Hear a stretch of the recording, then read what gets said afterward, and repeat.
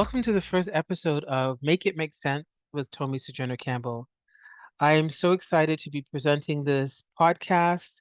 It's amazing, and what a way to start with Black History, Black Present, and Black Futures Month. Today, I want to talk about reimagining how you show up at work. For so many of us, the workplace is where we spend a majority of our time, away from family, friends, and sometimes the things that we love. And I've been thinking a lot about how we show up at work, how we show up in spaces, and how we teach people to treat us.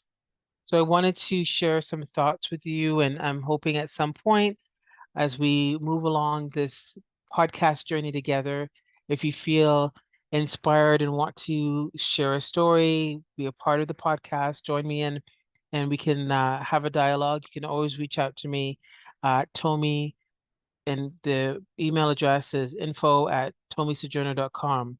But let me get into why we're here today and what I want to talk about. So I thought I'd offer 10 tips on reimagining how you show up at work.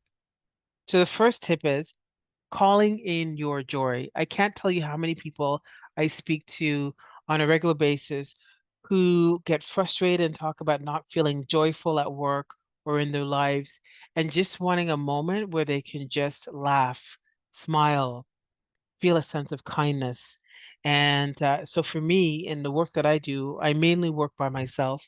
I work as a consultant, and there are many times that the type of work I do, I need to really be serious and dealing with issues, sometimes some crisis and difficult topics and subject matter. And I've been thinking most recently, how do I impact my life in general, and particularly how do I call in my joy? And for me, calling in joy looks like this. It's listening to house music when I'm designing a full day course or a webinar, and that might be Honey Dijon or any number of different artists in that I enjoy listening to.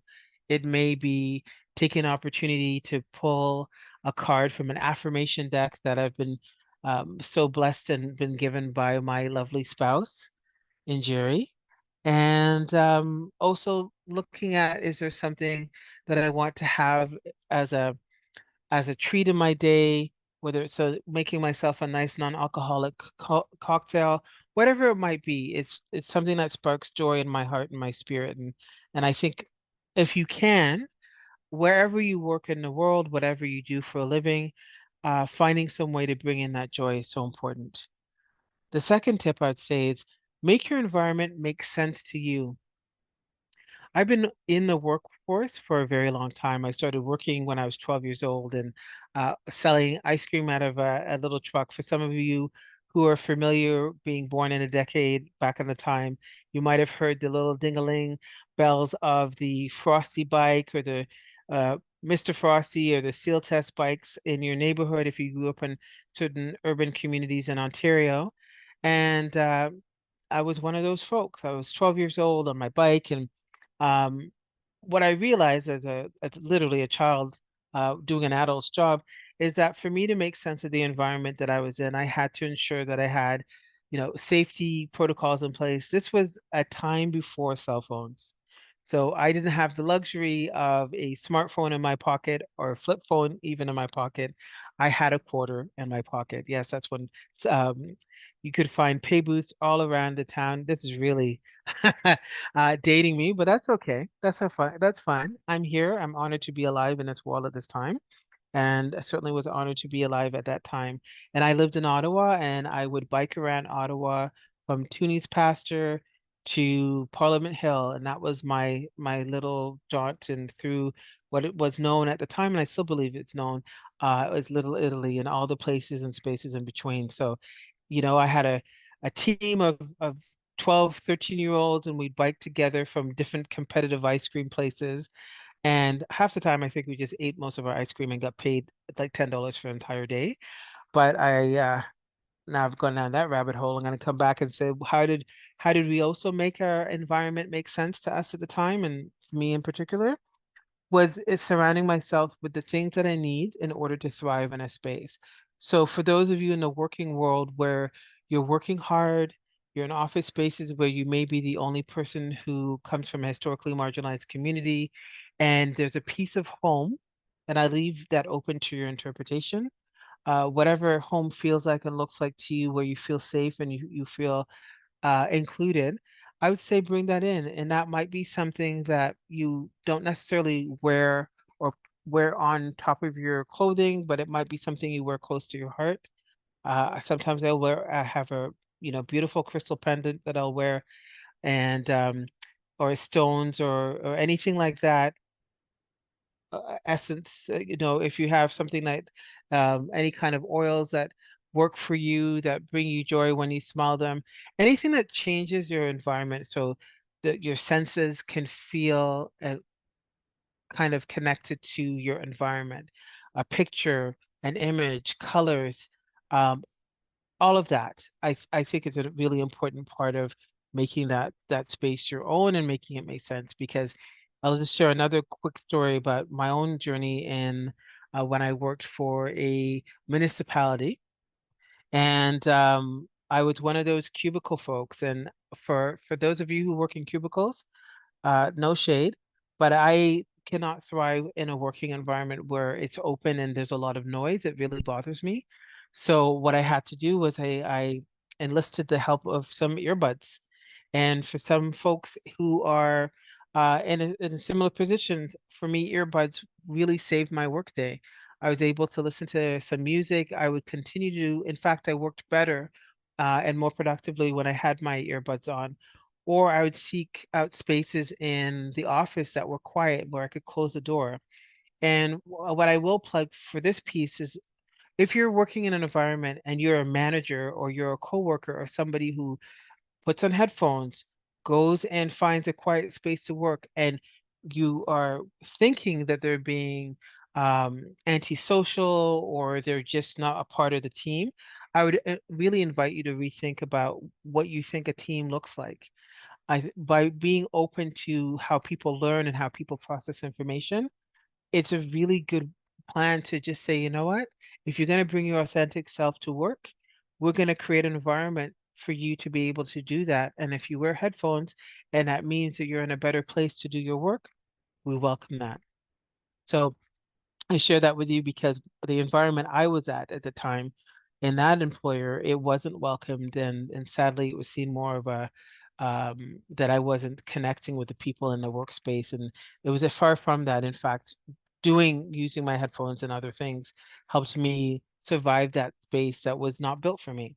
So another thing that would be helpful, tip number three, is teach people how to treat you. This is something in my many decades on the planet, I'm still learning to process and to implement. And it's very difficult sometimes to know or believe that you should be treated with kindness and with care. And whether it's a client, whether it's an employer, whether it's your service provider, it's really whatever you do in this world, I think it's important for people to treat you with things that affirm your humanity. And so, teaching people how to treat you is important. And I know that I've learned these lessons from my spouse, who I've mentioned a little bit earlier. Fourth tip would be to honor your expertise. You'll go into spaces where you might be invited to the table, but in fact, what they didn't tell you is like they just want you to be silent and not speak, and not contribute your vast wisdom, your professional and personal insights, and just be there. And because it might look good optically, but I would really invite you to honor your expertise.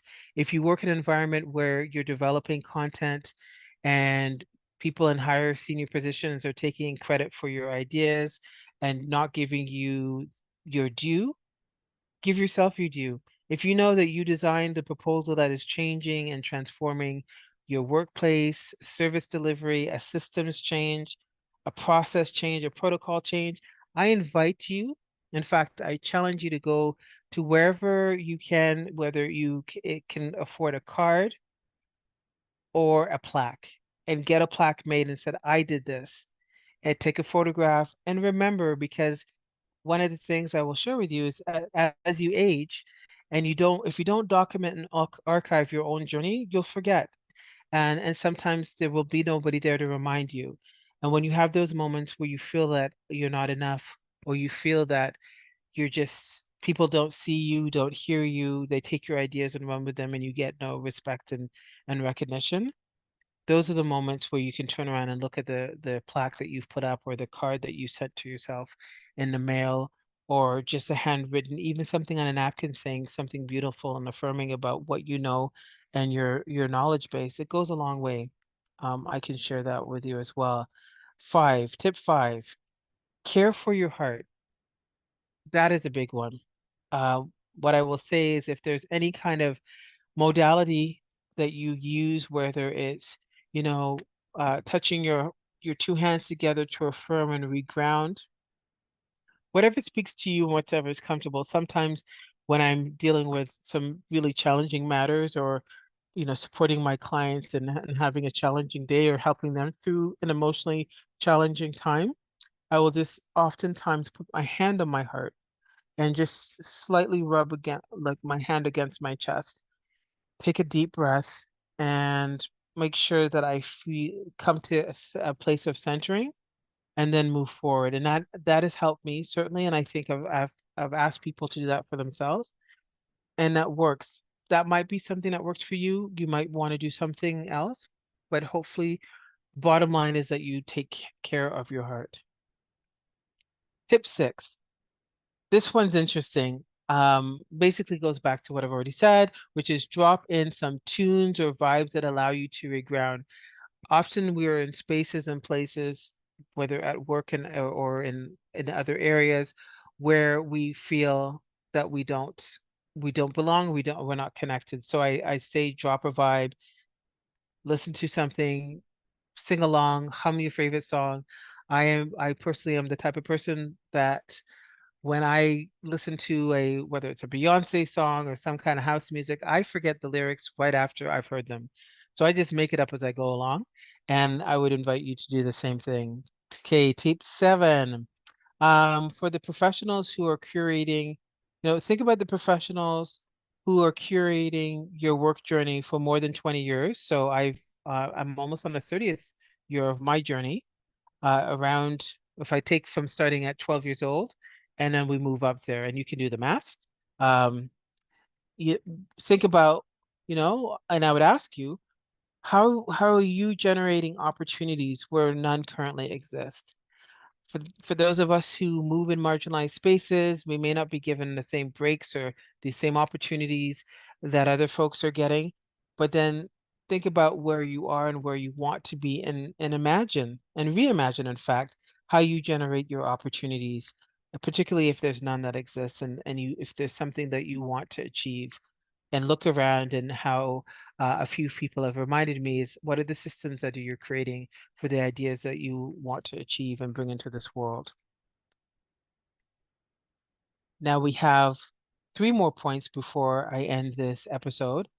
I would like to say that these are the 3 points I think are most interesting if you just want to look at your own journey. So tip eight would be, map out how you respond to changes in your work environment. Often our work environments are changing so rapidly, even if they feel mundane, and that you do the same thing over and over and over and over again. Each time you do something over again, something is changed. We're never the same the second that we produce energy, right? We're constantly changing. So check out and map out how you respond to changes in your work environment. I think that's really important when you're looking at workplace cultural shifts, or if you're part of something that's shifting, transitioning, and you're not quite sure what that feeling is inside, that visceral response, that anger, that rage, that sadness, those tears, that joy, that laughter. Give yourself some space and reflect and see what comes out for you. And mapping is also a really good process, for those of us who move on to the next thing and forget. We can see where we've been, where we are, and where we're going to. The last two tips I would share is, honor your contributions to your workplace. Again, similar to the tip above, we talk about tip four, honor your expertise. it's really important that you honor your contributions and making sure that other people honor your contributions in whatever way you can. I know that it's not always easy, especially if the systems are set up that your voice may not be readily documented in the form or the video or whatever it's put out, but find some way to honor your contribution. And then lastly, give yourself space to just pause, reflect, act, and evaluate. I think it's so important and work environments to consider, there's a lot going on, and sometimes you just need to pause and reflect before you act, and then you evaluate or reevaluate how you responded. I would say that this in particular for me in my work is when I'm dealing with people who are in crisis or in difficult conversations around systemic racism or intersectional forms of racism and other forms of exclusion. And the visceral response is people are coming, they're defensive, they're angry, they're sad, and we just speak or act out without really giving ourselves the pause we need before we respond. And so I encourage you to pause, reflect, act, and then evaluate those responses and those actions. Well, that is it for this podcast, and I'm so grateful for those of you who've listened and taken the time. There will be another episode coming, and when it comes, it'll be there when it shows up. So until next time, make it make sense with Tomee Sojourner-Campbell.